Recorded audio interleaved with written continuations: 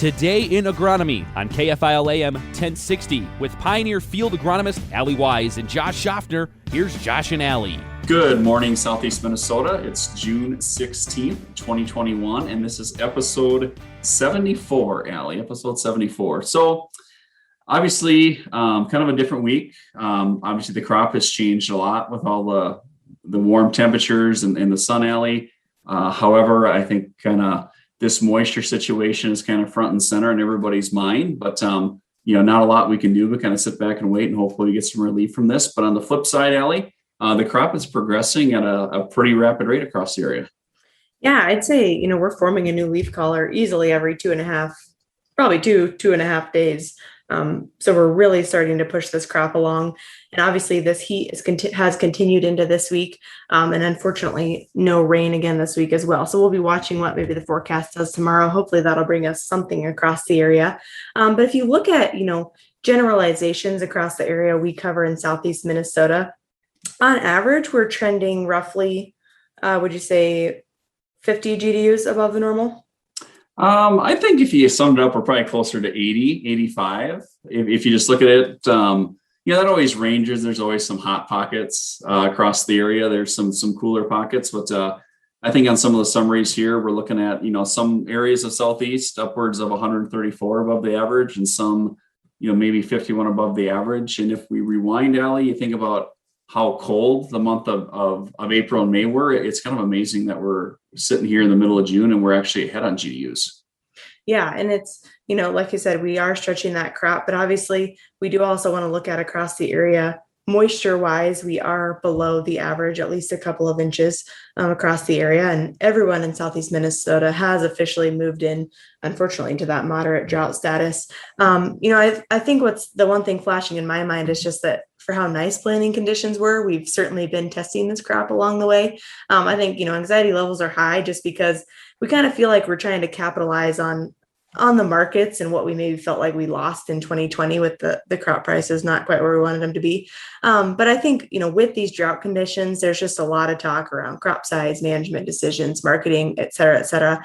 And I just think this is a good time just to a reminder to focus on the things that you can control and maybe just work through those what if scenarios. So I wouldn't hesitate to reach out to your crop insurance agent, just asking those questions of what if I grow a whatever bushel per acre crop compared to my APH? What if, most of my county catches a rain that I don't, and I'm off bushel wise from the county average, and maybe even talking to your grain merchandiser. What if I forward contract at these prices and come up short? Just maybe asking those questions. I'm confident they'd be happy to converse with you on those topics. But I think this weather, Josh, as it relates agronomically, what would be your key points, with this early season drought stress coming on?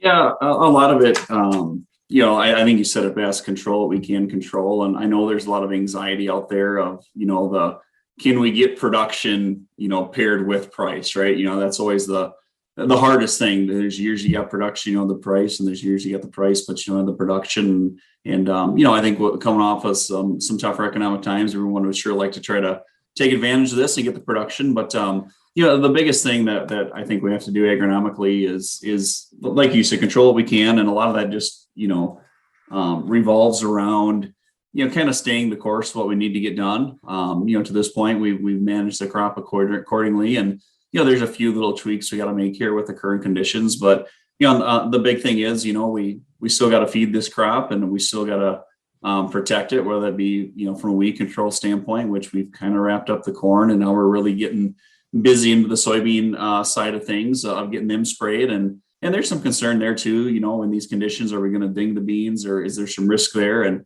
what the main thing is, we can't just delay those things or not do them because the weeds are still going to grow and we're kind of in our target window and kind of the next step. And we just keep staying the course and we'll get that done. Then we'll evaluate when we get to month of July, what do we do with, disease protection and fungicide? But for the most part, we just got to, stick to our plan as best we can and just make the small tweaks where needed. Yeah. And I think, just a reminder there, because you did talk about, just that reminder, there are still those key things that we don't want to lose sight of. And you mentioned that corn post-herbicide applications are for the most part wrapped up, but I would say just another reminder that if you aren't wrapped up, watch the growth staging on corn. Obviously, we're reaching that point where we're going to hit the restrictions on that. And then as we move into soybean post herbicide apps, we would expect those to pick up pace this week. And even if, I've had a lot of comments on, I think those soybean fields look pretty clean at this point. I would urge folks just maybe take another look. Things are starting to get a little hairier than I think the initial eye is maybe showing us. So certainly we'll talk about those considerations in the next segment as well. But yeah, and we can briefly touch on them here too. I think we've got about 50 seconds left here, but and I think that's something, and that's a good thing, right, Allie? If we're saying, hey, my fields look pretty clean, that's a great thing. And I know, Allie, we were down with the Fillmore Central FFA last week and spent some time with them, and we were walking some of our herbicide trials that we had going on down there in the plot. And from the road, didn't look like a weedy field, but once we got walking around, there was still a lot of anywhere from 2 to 4 inch weeds out there. Lamb's quarter and the water hemp and the ragweeds were coming. It wasn't horrible density, but on the flip side, that's kind of when we want to target them, right? 2 to 4 inches. And a lot of times we're laying some residual down. So not a bad thing if the fields are looking clean. What it's really telling us, hey, the crop stage is right, the weed stage is right. And we want to make sure we keep it clean start to finish. And this is going to be the big week to hit those fields as the week progresses. So as we come back from break, we'll got to talk a little alfalfa. I can't forget about our dairy producers and alfalfa producers. And we'll kind of give an update on that. Welcome back, listeners. So Josh, nice discussion in the first segment on where we're sitting crop stage across the area, certainly pushing ahead of pace, obviously, with this hot weather.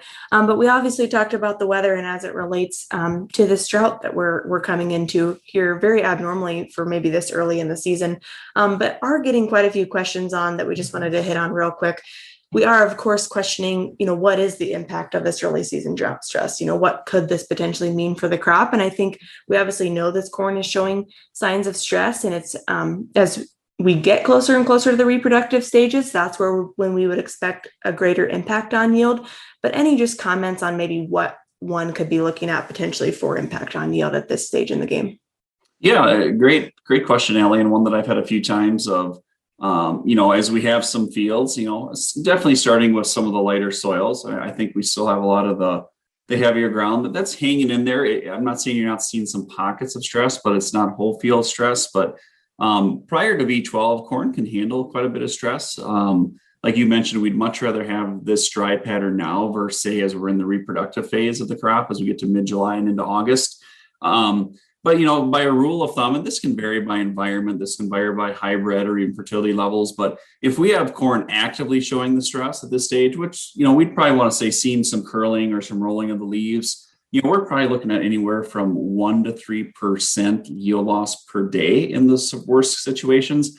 And that would be once we start showing stress. If that stress continues to show day after day after day, that would start being the compounding effect, which a lot of fields, Allie, not to that stage yet. But if you do look at some lighter soils or some tougher areas of the farms, you might see that stress. And that would probably be, the range of yield loss per day that we could be encountering in those situations. Yep. And like we said, we'll just hope that, as this week progresses, we do get some moisture back into this profile. And I think one thing's for sure, when the rain does come, we'll stop what we're doing probably and just take it in. So just the different angles we're exploring, obviously, like we said, can't control the weather, but just those considerations if you're wondering what that could look like for you. But you'd also mentioned, before we move into alfalfa, Josh, I think it is important. We've had several calls, as we progress into this week, and soybean post herbicide applications on maybe some things between enlist and extend. And it did just remind us that I think it's very important that we just give that reminder of, even though folks have maybe double, triple checked what herbicide trait they have on their soybean fields, I wouldn't hesitate to just check one more time. And maybe if you look across your operation, especially if you're working with a couple different herbicide traits, maybe even going as far as to flag those fields that are either enlist or extend, and make sure that whether you're the applicator or you have someone else custom spraying for you, that there's very designated signs on which herbicide trait you have out there, so that we can keep the crop damage as minimal as possible this year across the area. Yes, and I think you and I both had some of our first calls this week of they extend enlist mix up where we're killing some beans by spraying the wrong herbicides on the wrong traits. And I think it's just really important to kind of take that approach of check, recheck, and check it again. What do I got planted? What are we spraying on it? Especially if you're in operation that might have planted some of both, which there are some out there that planted both. traits. They got some enlist and extend. And even if you are, having your spraying done by somebody else, when you think about enlist and extend, they can sound really similar. It'd be easy to mix it up. Allie, you and I, unfortunately, kind of deal with these things every day, but sometimes it's just easy to make that mistake because they sound so similar. So I just want to triple check that. And at this stage of the game, you really don't want to be replanting. Just so much yield loss from planting at this point. And if we got some good looking beans, we definitely don't want to lose them from a misapplication of herbicide at this stage of the game. Yep, exactly. And I think, just one other call out as we think about these herbicide applications post on soybeans. Obviously, we're a little bit jumpy this year just because of the significant crop response that we did experience across the area last year. But, we look at the conditions we have. So this dry and then kind of extreme heat is what I would call it. And, we had maybe been talking that it might not be out of the realm to see a crop response no matter what you spray. Could be more of an environmental thing. Any specific comments on that? Yeah, I think it's going to be hard to avoid it in some situations. In a lot of cases, especially where we're maybe layering residuals with it. So we're adding products that are, bringing some more surfactant load to it. And obviously, in some cases, we're back to using like FOMO-safe in our burner products, where we're not spraying dicamba. So that's a risk, especially when you pair that with some MSO or some crop oil, which I'd be a little, maybe to talk to your guy about what rate should we be using in these conditions. So a lot of things going on there. It might be hard to avoid crop response in all situations. But, just being careful with kind of the surfactant loads will be the big thing to try to minimize that. And just triple check with your chemistry person to make sure we got that mix right for the conditions, to make sure we get the weeds, but also make sure we keep the crop safe along the way as well. Yep, absolutely. And as we kind of roll into the end of the show here, Josh, we can't forget about alfalfa, important time of the year, especially on your new seeding fields, to make sure we're understanding what our leaf hopper pressure is. When do we need to be spraying? And then you'd also mentioned alfalfa weevils have actually been pretty active earlier in the season, which is uncommon. Yeah, two things to wrap up the show quick. Alfalfa weevil pressure was pretty high coming out of first crop cutting. If you're out there scouting now, they're likely getting close to pupation. We're not going to see them. Base your applications on if you have 50% of the stems with feeding. Leaf hopper just picking up. Be sure to dust off the sweep net. With these conditions, I think we got a chance for it to be a big leaf hopper year again like it was last year. And with that, it's a wrap, Allie. We'll get some numbers from our sweep net for next episode, and be sure to tune in next week. You've been listening to Today in Agronomy on KFIL AM 1060. If you've missed part of the show or want to hear more, check out the show page at kfilradio.com or with the 103.1 KFIL app. Stay connected with Allie and Josh on Twitter. It's at AllieGWise, W-I-S-E, and at Josh Schaffner to submit your questions for the show. Tune in next Wednesday for the next Today in Agronomy on KFIL AM 1060.